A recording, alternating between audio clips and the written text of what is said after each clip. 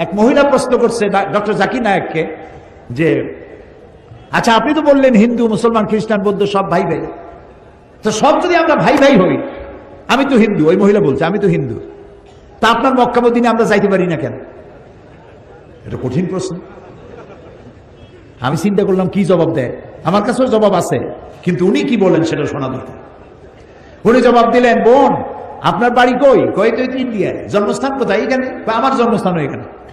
আচ্ছা বোন আপনি কি জানেন যে ইন্ডিয়ায় এমন এমন জায়গা আছে যেখানে এখানে জন্মগ্রহণ করার পরেও সে জায়গায় আপনি আর আমি যাইতে পারি না, এরকম জায়গার নাম জানেন? কোন এরকম জায়গা থাকবে কেন? আমি ইন্ডিয়া জন্মগ্রহণ করছি, সব জায়গায় যাইতে পারি।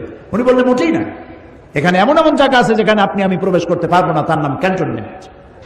ক্যান্টনমেন্টে আপনিও ঢুকতে পারবেন না, আমি ঢুকতে পারবো না।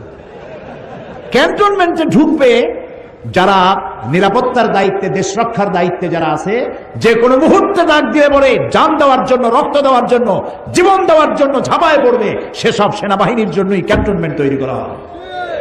ওখানে আপনি আর আমি যাইতে পারবো না। ইসলামের একটা ক্যান্টনমেন্ট আছে, সেটার নাম মক্কা আর মদিনা। ওইখানে ওই সব লোকেরাই যেতে পারে যারা আল্লাহর জন্য জান দিতে পারে, মাল দিতে পারে, রক্ত দিতে পারে। প্রিয় বোন আপনিও যেতে পারবেন, আপনার পাসপোর্টে একটা ভিসা লাগান, ভিসার নাম লা ইলাহা ইল্লাল্লাহু মুহাম্মাদুর রাসূলুল্লাহ। কালকে আপনি মক্কা মদিনা চলে যান। কি সুন্দর জবাব! আমার খালি দোয়াই আসলো যে আল্লাহ তাআলা কি ব্রেন তুমি তাকে দিয়েছো, সুবহানাল্লাহ।